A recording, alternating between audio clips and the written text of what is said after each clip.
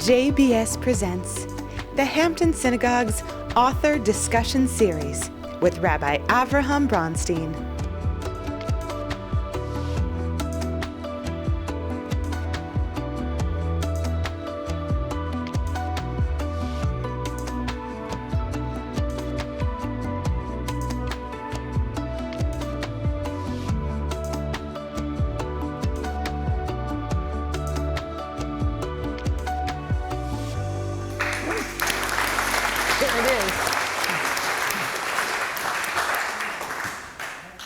Tonight, Tovah will be discussing her widely reviewed and well-received new memoir, Lilyville, Mother, Daughter, and Other Roles I've Played. In recent interviews, Tovah mentioned that Lilyville is more than a celebrity biography.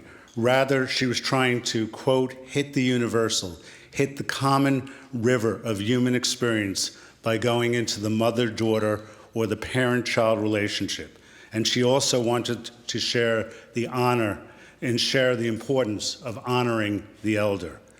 Many of us in this room know the struggle of being a parent, of being both a parent and a child, and not always appreciating what our parents want for us, and when we want something different for our children. It is a tough topic, and I cannot think of anyone more honest and more qualified to approach it with heart, humor, and genuine experience than Tovah. Tovah is a six-time Emmy and Tony nominee and has been awarded 3 honorary doctorates of humane letters. Additionally, for her theater work, she has won 4 Drama Desks, 4 Outer Critics Circle Awards, 3 Dramalogues, the Obie, the Theater World, and the Helen Hayes and Lucille Lortel Awards for Best Actress. Her Broadway performances include Yentl, Cyrano, Rodgers and Hart, Dreyfus in Rehearsal, Saravel, Lend Me a Tenor, Golda's Balcony, Arena's Vow, and Pippin. And that's just the beginning. The list continues with TV programs like The Walking Dead and films including Kissing Jessica Stein and A Walk on the Moon. I haven't mentioned her numerous roles in off-Broadway shows, but I think it's clear, ladies and gentlemen, that our author series has been reawakened with Tovah's presence, and we're in for a great night. Please welcome Tovah Feldshuh. Thank you. Okay. When Hachette first asked me to write my memoir, I could only imagine what they were envisioning. Sparkling opening nights, backstage love affairs, long rehearsals, triumphant curtain calls. There was plenty of that, to be sure, but little did they realize that my greatest, my longest, and my most profound role has been the role of Lillian Kaplan Feldshuh's daughter, and this was a part I never auditioned for. Born before women's suffrage in 1911 on a dining room table in the Bronx, to be exact, 1534 Charlotte Street, my mother, Lily, would live through World War I, the Spanish flu, the stock market crash, the Great Depression, and World War II before she was 30 years old. And since the death of my extraordinary mother at the age of over 103 years young, I have felt an urgent need to share her story. Lilyville, Mother, Daughter, and Other Roles I've Played is the story of our 65-year relationship, perhaps the most primal relationship of all. A mother and a daughter, but truly the book applies, as the rabbi mentioned, to any, well actually as Glenn mentioned, to any human being with a parent. So that would just about cover us all, and somebody is a Martian here and I don't know about it. The story told here, like any tale, is a map across time with destinations, rest stops, wrong turns, and at last, coming home. One that I tell in Lilyville through the voice of my mother Lily and me. During the more than 6 decades that Lily and I were figuring us out, expectations for women were transformed again and again by the women's movement, by the sexual revolution, by the subsequent mandate for women to have it all. My mother was born before women even had the vote. She was born before women's suffrage. I was born in the lap of the second wave of women's liberation. And my mother and I are 40 years apart, so we did not have a generation gap. We had a generation chasm. And we are emblematic of the way these changes create a divide, and the way that it might be possible to bridge that divide through patience, compassion, empathy, and lucky me, through longevity. She lived long enough for us to take care of everything and have the last 20 years of her life in relationship to me and mine in relationship to hers, like the lily she was. It was really in full bloom. I've always believed that a branch, in order to bear fruit, must learn to bend. Or as my mother, Lily, would put it, as she endured all these shifts over the century and then 3 years of her life, oi, my kishkas. And for once, I don't have to explain this to an audience. I couldn't possibly envision my memoir in any other form than the one I know best, which is as a theater piece. So I've organized the book in 3 acts with 2 intermissions, and instead of chapters, you get scenes. Instead of a prologue, you get an overture. Instead of an afterword, you get exit music. Instead of acknowledgments, you get a cast party where I celebrate all the people who helped me amass this information and make sure that along with my editor, that my voice as a writer was honed and cultivated and curated and vivid so that you can enjoy it, because it's all for you, just like my profession on the stage. It's all for you. It's for you. So one of the favorite comments I've gotten about Lilyville is that it feels like a conversation with me. And if that's true, then I hope tonight you come away with the sound of my voice to keep you company as you read my... Excuse me! The book is called Lilyville, not Tovahville. This is the voice I want you to come away with. I've told my mother not to end a sentence with a preposition, but she's not writing this book. And trust me, Mommy, you've been dead 7 years, but your voice is still here, loud and clear. So my friends, here now is a taste of Lilyville as I invite you into the theater of my memories. The phone rings, and the caller ID says, Barry Weissler. And I say to myself, Broadway producer Barry Weissler, I'll pick it up. And I pick it up and I hear, Tovah. Barry likes to hairspray his hair. Tovah, we'd like you to do Pippin for us on Broadway at the Music Box Theater. Can you come down and can you play on the trapeze? We would like to see if trapeze is part of your world. Trapeze is part of my world? I was brought up in Scarsdale. Anyway, so I bike down to the Music Box Theater at 45th and Broadway, and I enter the stage door, and that is my audition, mind you, playing on a trapeze. No sooner do I walk through the stage door than I am hoisted 30 feet in the air, no net, no mat, no insurance, and I am hanging from the rafters of the Music Box Theater, and Barry yells up to me, Tovah, Tovah, Tovah, Tovah. Are you scared, scared, scared, scared? And I take a deep breath, and I realize, visualizing my little swing set in the corner of my lawn in Scarsdale that had 2 swings, what we called a pedal pusher, and 1 metal trapeze. And I realized, no, no, no, Barry. Are you? And without singing a note or dancing a step, I won the role of Grandma Berta in Pippin on Broadway because I could swing on a trapeze. My mother, Lily, came to every show I ever did. Wait a minute, Tovah. I'm not coming to see you in the Virginia monologues. I can't say the word.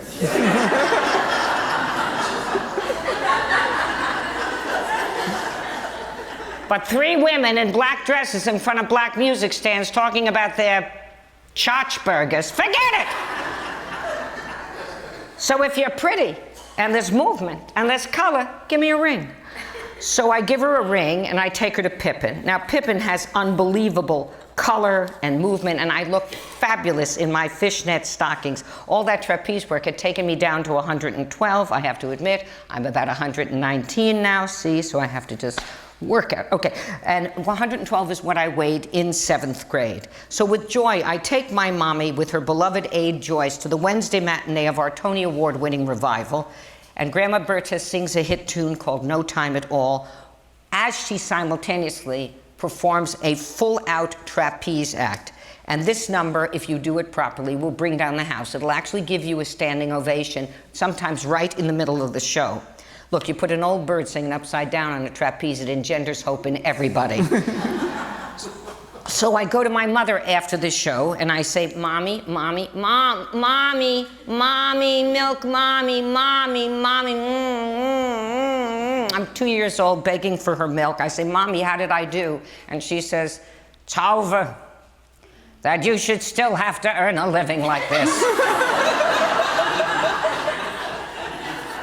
And on a trapeze yet. So that was my mother, Lily. She didn't give an inch. When I played Prime Minister Golda Meir in Golda's Balcony, which became the longest-running one-woman play in the history of Broadway, in a century of Broadway. And that's really thanks to all of you and a great producer, Dave Fishelson. Anyway, it gave me my 4th Tony nomination, and my mother's comment was, Tovah, I rate your parts by how you look. Dolly Levi was a 10, Golda Meir, 0. And once, still aiming to please, I took my mother to the Actors Benefit performance of Hair. She, by this time, was going deaf, so it had color, it had movement, and it had Will Swenson, who was the lead, who at the finale of Act 1 comes out into the audience to straddle an audience member's armrest. He chose my mother's armrest. That boy was over my mother like the Arch of St. Louis. And he's in his loincloth. So he's straddling my mother like this, and my mother's in a little St. John's knit with her double cultured pearls and the matching purse, of course, and her gloves. She had her gloves, they weren't on the together. And she looks up, and she looks down, and she looks up at Will's crotch, and she looks down. And the house lights come up, and I go, Mommy, how did you like Act 1? And she says, like it? I haven't had sex like this since Daddy died. So welcome to Lilyville, where my mother Lily reigns. Lily, who gave birth to this adrenaline junkie perfectionist daughter. Lilyville, where when I wanted to go to Juilliard to be an actress, she said, you're not going to a trade school. Okay. As Golda Meir says, some people love you. And some people love you and show up, and that makes all the difference. Lily showed up big time, and that was my life with her, and that was my life in Lilyville.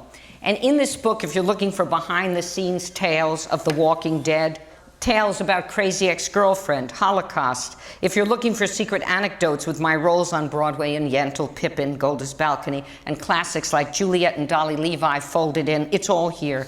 Plus my wonderful encounters with Barbra Streisand, which started through Yentl and blossomed through Kissing Jessica Stein. Patti LuPone, with whom I did Crazy Ex-Girlfriend and have been, she's my friend for, my God, she came up in Evita when I came up in Yentl, so it was the same year in the 70s. Ruth Gordon, Garson Kanin, they were the witness and the matron of honor at our wedding. Sir Noel Coward, Nobel laureate Isaac Bashevis Singer, and Supreme Court Justice Ruth Bader Ginsburg, or should I say, Supreme Court Justice Ruth Bader Ginsburg, whom I will play in New York in the coming season. It's all here. Thanks. Let's all cross our fingers. Welcome to Lilyville. But besides these luminaries, there's also births, there's deaths, there's laughter, there's sorrow, there's even a bris. And though all my career roles have happened on Broadway, in film, in television, in concert, they all took place in Lilyville, witnessed by its monarch during her robust 103 years on this planet, and in my mind's eye, eternally ever after, for better or for exasperation. So come on in. We're Jewish. We're all about schmoozing. Well, schmoozing and suffering. Well, schmoozing, suffering, and guilt. I hope you buy this book. Thank you. That's it.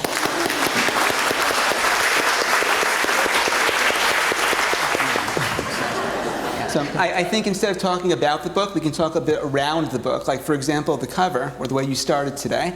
Right? You said Lilyville, mother, daughter, and other roles I've played.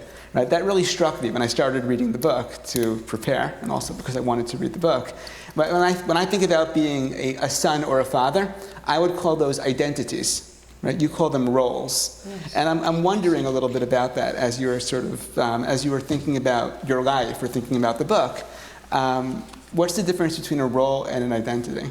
My answer to you, as a person who's acted now for 50 years, I became a member of Equity in 1971 at the Guthrie Theater as a journeyman, holding spears and understudying the size 7 leading ladies. In those years, you didn't have your own costume. You literally went into the person you were understudying. You went into their costumes. You had to be their size. So I did all the little people, Roberta Maxwell, and at that time Diane Wiest, who was just a whisper of a thing, and they had roles, and I was just sitting there with a spear.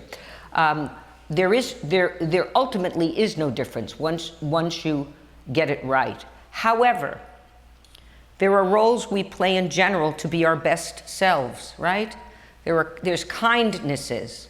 There are mistakes people make, and instead of not forgiving them or having grudges, I have noticed as I get older, I do not want grudges with anybody. And by the time I was 40 and my mother was 80, my mother said to me, "Tovah, how much longer are you going to blame me?" And it was brilliant, very simple. And I said, "Not one more moment." But did I know she was going to live till 103? So I had all this luck.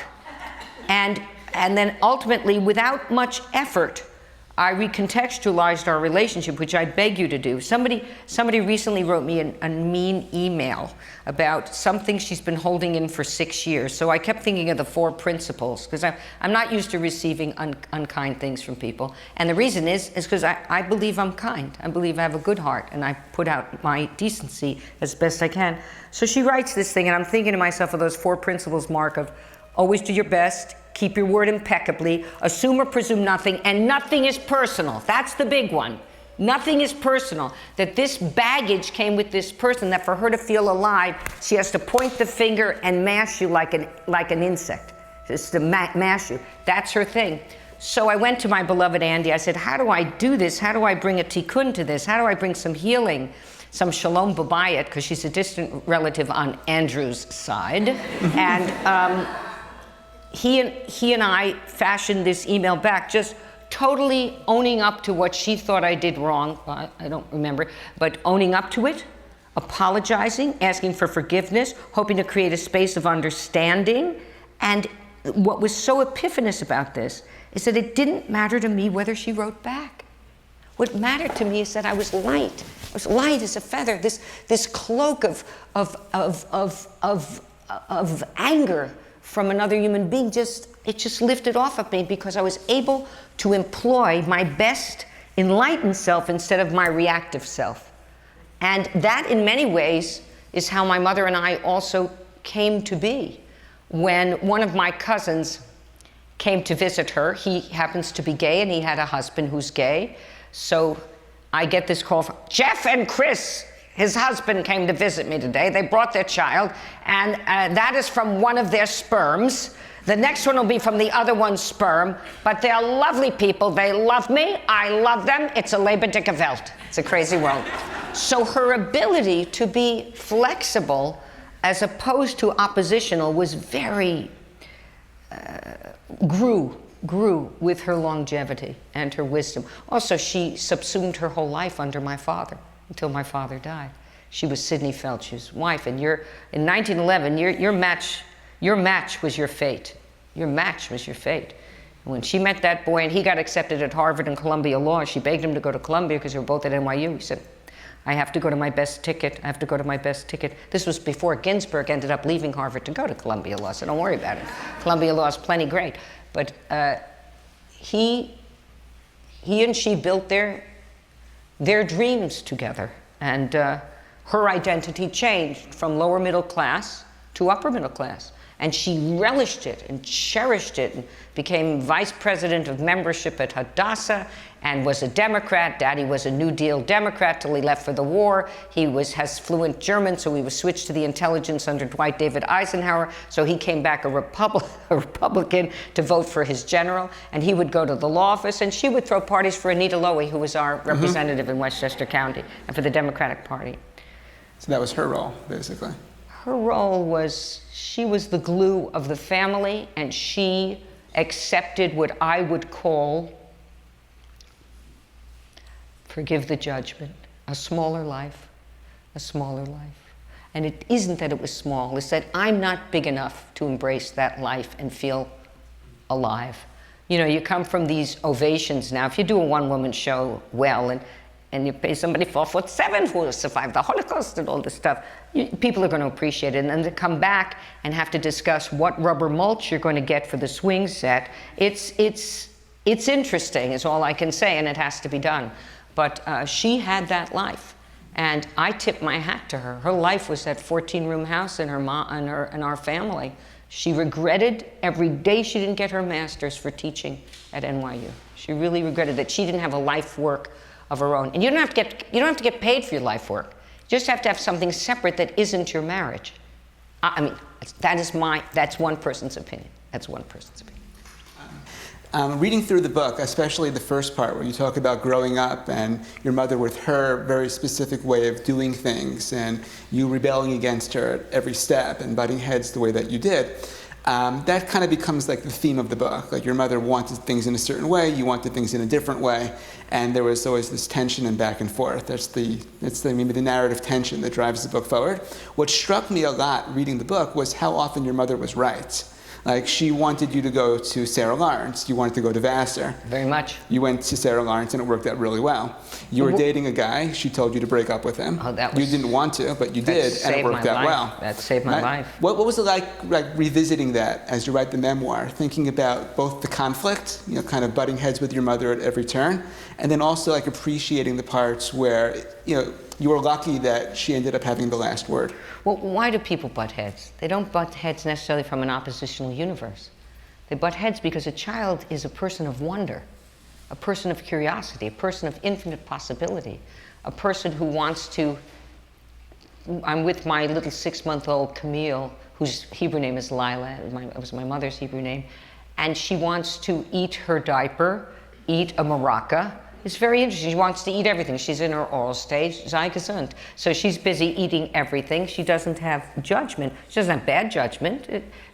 So I came from a place of wonder, and my father was an adventurer. My father was dragged into the army at 32 years old because he had no children, and he was a good athlete. None of his friends were drafted, and he was with people 10 and 11 years younger than he. He'd been practicing law and out of Harvard since he was 22, so for 10 years. And the minute he got drafted, my mother got pregnant with David. So then David was born without a father for over 2 years. And my father touched death in the war, and he touched death with the sudden death of his father when he was 16. So he was an adventurer, and I actually went toward the love. I modeled my life in a Peter Pan way after my father.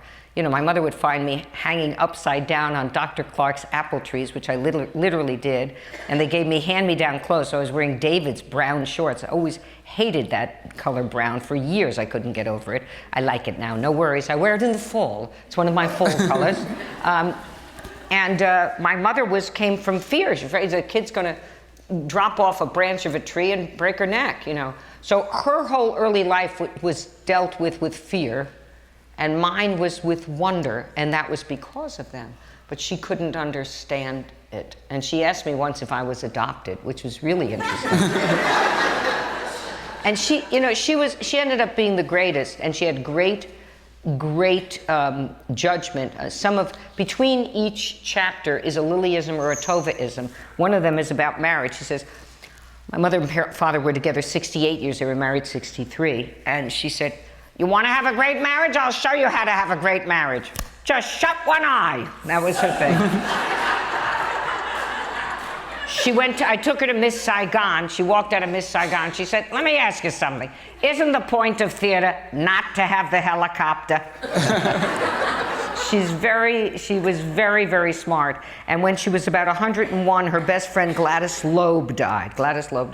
And David, who's an MD, my brother David, and lived in great trepidation of losing my mother. I believe he became a doctor and the head of theater at Cornell, but he became a doctor to make sure that he could sustain my parents' lives, and he succeeded.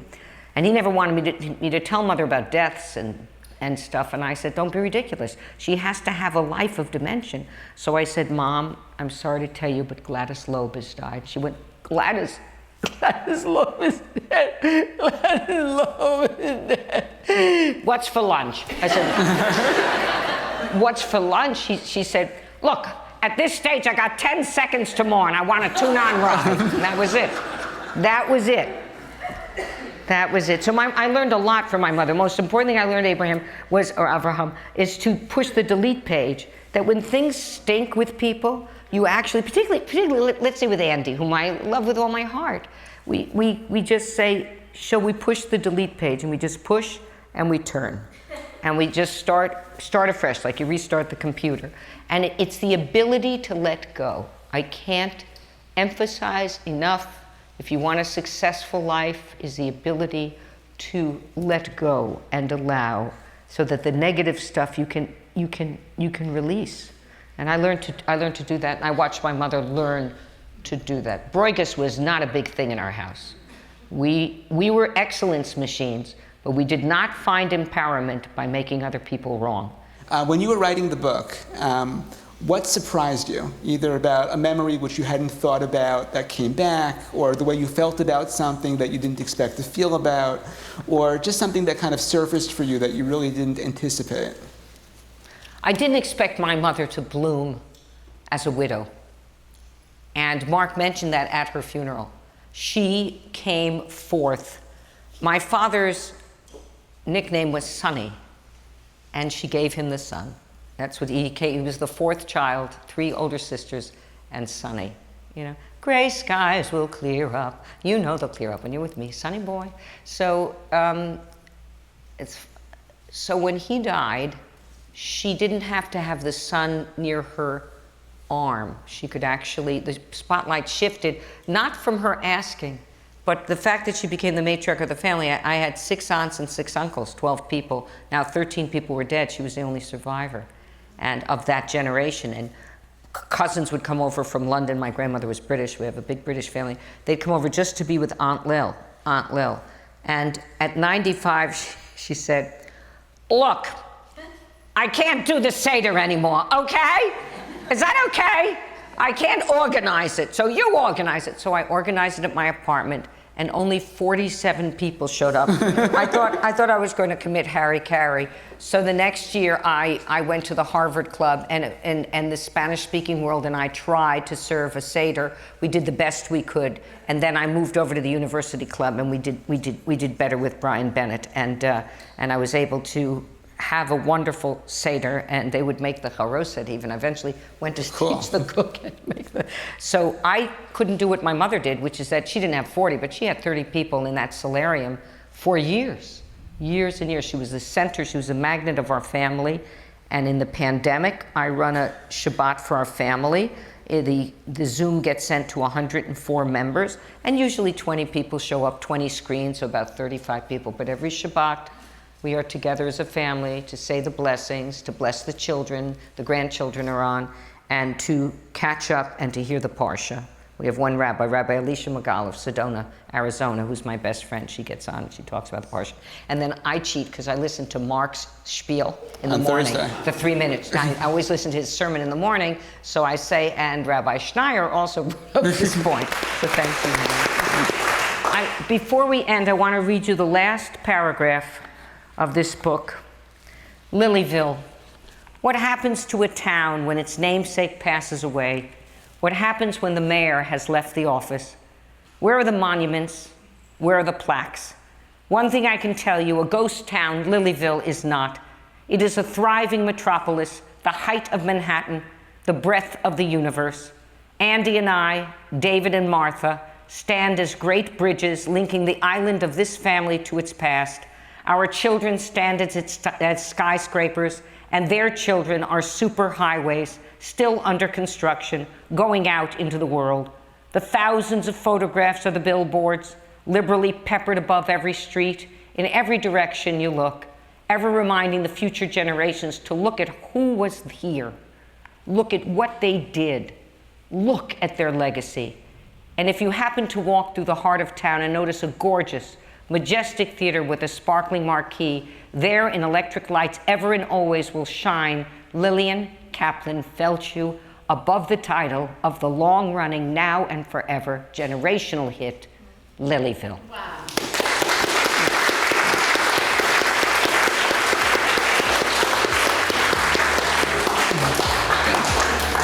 Thank you so much. That was And great. as we say, let's go eat. Okay.